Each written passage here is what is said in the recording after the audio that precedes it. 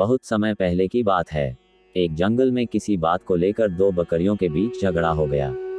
इस झगड़े को वहां से गुजर रहा एक साधु देख रहा था। देखते ही देखते दो बकरियों में झगड़ा इतना बढ़ गया कि दोनों आपस में लड़ने लगी। उसी समय वहां से एक सियार भी गुजरा।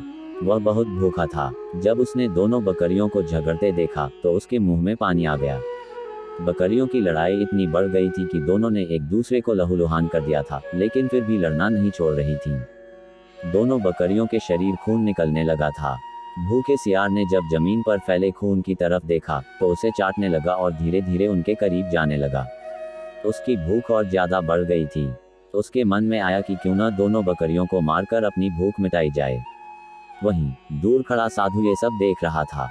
जब उसने सियार को दोनों बकरियों के बीच जाते हुए देखा तो सोचा कि अगर सियार इन दोनों बकरियों के और करीब गया तो उसे चोट लग सकती है, यहाँ तक कि उसकी जान भी जा सकती है।